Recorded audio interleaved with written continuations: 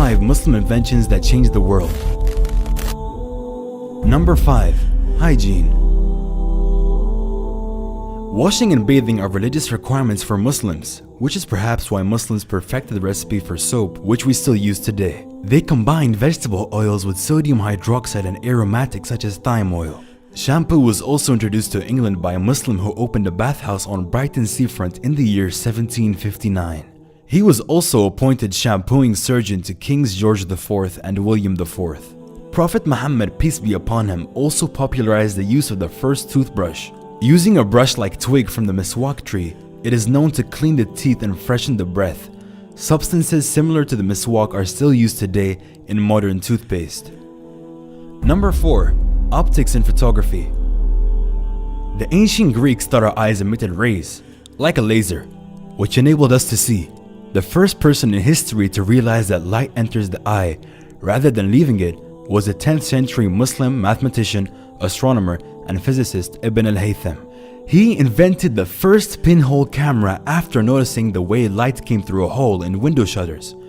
The smaller the hole, the better the picture. He worked out and set up the first camera obscura, from the Arabic word qamara, for a dark or private room.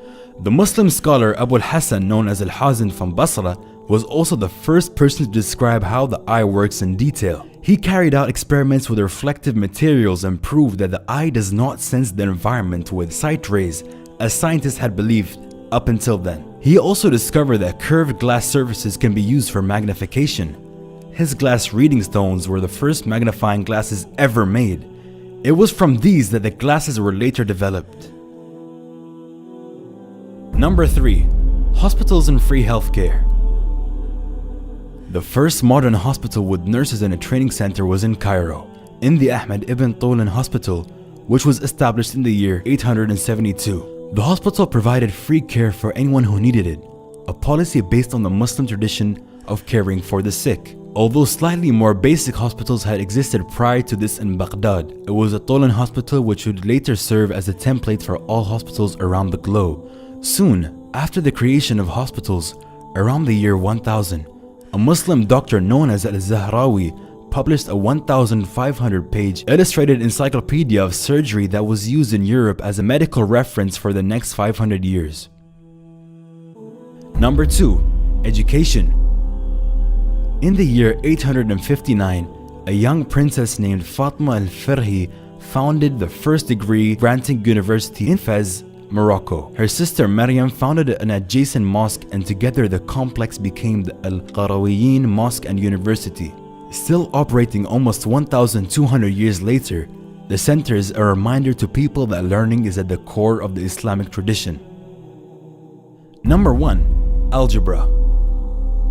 While many people may not particularly appreciate the importance of algebra, it is one of the most important contributions of the Muslim Golden Age to the modern world. It was developed by the great scientist and mathematician Muhammad ibn Musa al-Khwarizmi, who lived from the year 780 to 850. In his book, the compendious book on calculation by completion and balancing, he set forth the basic principles of algebraic equations. The name of the book itself contains the word al-jabr, meaning completion, from which the Latin word algebra is derived. In the book, al-Khwarizmi explains how to use algebraic equations with unknown variables to solve real-world problems such as zakat calculation and inheritance division. A unique aspect of his reasoning for developing algebra is the desire to make calculations mandated by Islamic law easier to complete in a world without calculators and computers. Al-Khwarizmi's books were translated into Latin in Europe in the 1000s and 1100s, where he was known as the Algorithmi. The word algorithm is based on his name and his mathematical works. Without his work in developing algebra, modern practical applications of math, such as engineering, would not be possible. His works were used as math textbooks in European universities for hundreds of years after his death.